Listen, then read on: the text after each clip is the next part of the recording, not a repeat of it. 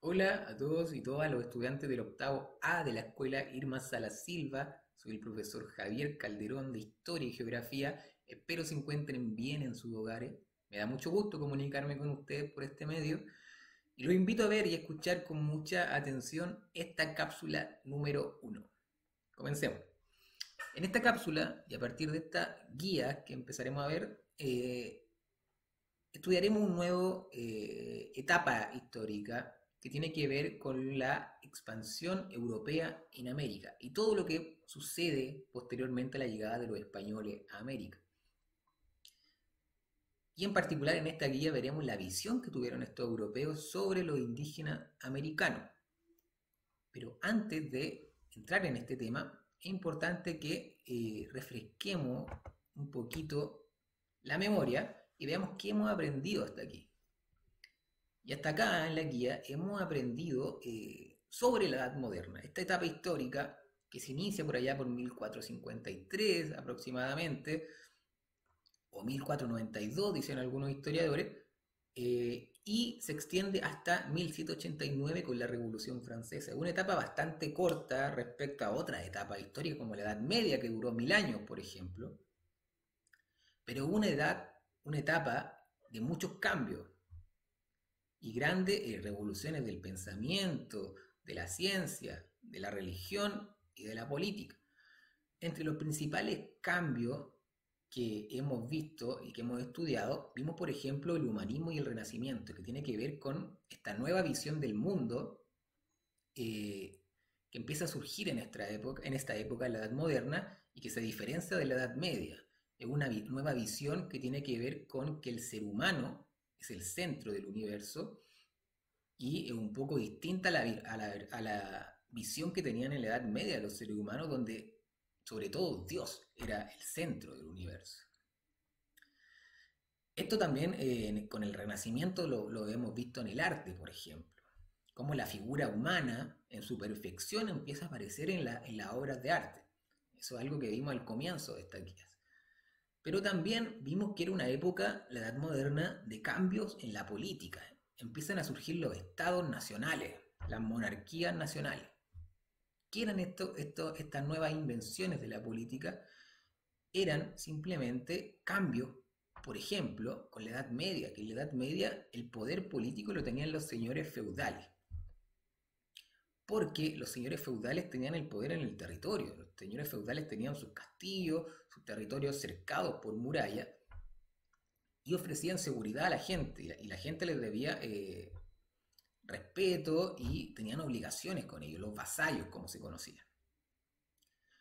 Pero hacia fines de la Edad Media, los feudos empiezan a entrar en crisis y los reyes empiezan a tener mayor poder. Los reyes empiezan a aliarse con una nueva grupo social, una nueva clase que empieza a surgir, que son los comerciantes. Los comerciantes, que son los burgueses, empiezan a surgir afuera de los feudos, en las murallas, y comerciaban y traían productos de Oriente, por ejemplo, y a ellos no les gustaba este sistema feudal porque era muy cerrado. Entonces los reyes empezaron a tener una alianza con estos grupos sociales, con la burguesía, y empezaron a sumar y sumar más poder, mientras que los señores feudales, perdón, lo empezaban a perder. Todo ese proceso llevó a que los reyes concentraran el poder. Concentraran el poder y empezaron a crear monarquías nacionales, que era una nueva forma de hacer la política en la época. Era una forma donde el rey se ponía a la cabeza y se le debía la obediencia a él. Eso era una novedad en la época. Otro proceso de cambio tiene que ver con la religión. En la Edad Moderna se da un acontecimiento clave en este sentido, que fue la reforma religiosa. Se empezó, en la Edad Media, por ejemplo, la Iglesia Católica tenía mucho poder, muchísimo poder. Influía en todo. En la vida de las personas, pero también en la política. En todo ámbito la Iglesia tenía mucho poder. Incluso en la ciencia. Si la Iglesia en ese momento encontraba que una obra científica no estaba muy de acuerdo con lo que ellos creían, se censuraba. Entonces tenían mucho poder. Y aquí empezaron las críticas a ese poder de la iglesia, sobre todo desde los mismos creyentes. Y ahí vimos el caso, por ejemplo, de Martín Lutero, que él se inicia el proceso de la reforma protestante, como vimos en la guía. Y la reforma protestante era un grupo de creyentes que protestaban, como dice su nombre, contra los abusos de la Iglesia Católica, principalmente los abusos por ejemplo, el abuso de poder que tenían y acusaban a la Iglesia de que se estaban alejando de la enseñanza de Cristo, por ejemplo, con los lujos, etcétera. Otro cambio fue la expansión científica y geográfica, y que, como se da inicio a esta edad moderna, con, por ejemplo, el descubrimiento de América, todo eso se fue posible gracias a las investigaciones científicas y los avances en la navegación. Y eso llevó a que se descubriera un nuevo continente para los europeos hasta ese entonces. Y por lo tanto es importante recordar que acá en este mapa, como vemos, este proceso de expansión geográfica llevó sobre todo a España y Portugal a expandirse. Aquí tenemos en verde los lugares en que España se expandió, por ejemplo, y acá en naranjo los lugares en que Portugal se expandió. España se expandió principalmente hacia América y Portugal hacia las costas africanas y una pequeña parte de América. También es importante recordar que antes de la llegada de los españoles, acá en América ya existían civilizaciones como los mayas, los incas y los aztecas, y por tanto estos primeros encuentros desembocaron en grandes conflictos y guerras con estos imperios que para los españoles fue relativamente fácil vencer, principalmente por la superioridad de las armas que tenían los españoles. Ahora, bueno, vamos entonces a la guía número 1. En la guía número 1 tenían que ustedes, primero, en la pregunta número 1, leer atentamente el texto La visión europea sobre la sociedad indígena, de la página 46. Es el texto que aparece al comienzo de la página. Y responderme cómo era la mentalidad de los europeos que llegaron a América. ¿Cómo era la mentalidad? ¿Qué manera tenían ellos de pensar en ese entonces? ¿Cómo era la mentalidad de estos europeos antes de llegar a América? En la pregunta 2 tienen que leer el texto A de la página 46, que es este que aparece aquí, y es un texto de Bernardino escrito en 1586. Y ustedes tienen que responderme, ¿cómo describe Bernardino a los indígenas o nativos americanos? ¿Cómo en las palabras de Bernardino él describe a los indígenas? Y ahí simplemente ustedes tienen que leer el texto y identificar cómo él los describe. ¿Ya? En la pregunta 3, tienen que leer el texto C de la página 46 y observar la imagen E de la página 47. Y la pregunta es, ¿cómo describe el fray Antonio Montesinos la relación de los españoles con los indígenas? Ahí hay un pequeño texto que tienen que leer y a la vez observar la imagen E de la página 47 para responderme que esa imagen les va a dar una idea de cómo era la relación de los españoles con los indígenas. Y esa imagen es la siguiente.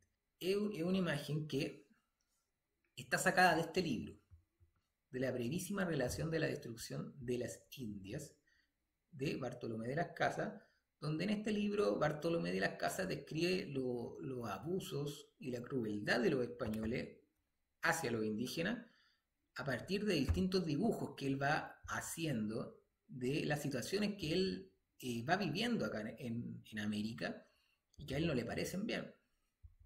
Y como pueden ir viendo en estos dibujos, él retrata distintas situaciones de abuso y crueldad hacia los indígenas por parte de los españoles. Bueno, viendo esas imágenes y el texto, ustedes se pueden dar una idea de cómo era la relación de los españoles con los indígenas en ese tiempo. Y eso es lo que tienen que responderme en esa pregunta. Y por último, en la pregunta 4, perdón, tienen que leer la página 47 y van a encontrar dos visiones sobre el mundo indígena.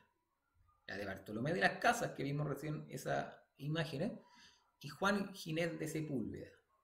¿Qué visión tenía cada uno? ¿En qué se diferenciaban? Eso es lo que tienen que responder.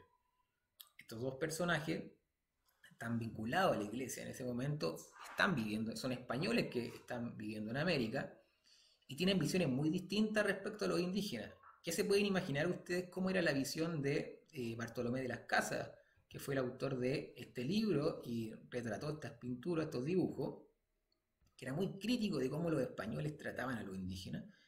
Pero habían otras visiones como la de Juan Ginés de Sepúlveda, que era muy distinto a Bartolomé de las Casas. Por ejemplo, para Juan Ginés de Sepúlveda, los indígenas eran bárbaros, no tenían razón. Eso quiere decir que para él ni siquiera eran seres humanos, es decir, no tenían esa capacidad que tenemos de razonar. Para él, los indígenas, por eso describe con la palabra bárbaro, incivilizado.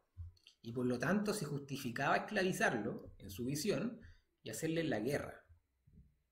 Y por último, había que cristianizarlo y eliminar su cultura, porque era una cultura del pecado para Juan Ginés de Sepúlveda. Era una visión bastante negativa sobre los indígenas. Por otro lado, Bartolomé de las Casas, para él los indígenas eran seres humanos y con los mismos derechos que los españoles. Todos eran hijos de Dios para Bartolomé de las Casas. Por lo tanto, no se justificaba la guerra y los cristianos debían guiar a los indígenas, enseñarles la fe de Cristo para Bartolomé de las Casas.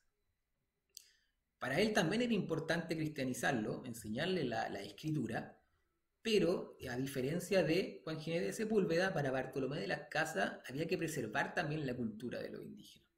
Entonces, como pueden ver, son dos visiones muy distintas de los españoles sobre los indígenas. Ustedes tienen que diferenciarla e identificar cuál es la visión de cada uno. Eso es la pregunta 4. Bueno, y eso es lo que hemos aprendido con esta guía, con estas cápsulas. Recordamos algunas características de los proyectos de exploración y conocimos también que existieron distintas visiones sobre los indígenas americanos. Muchas gracias por su atención, les envío un gran saludo a la distancia, cuídense mucho y hasta una nueva cápsula. Adiós.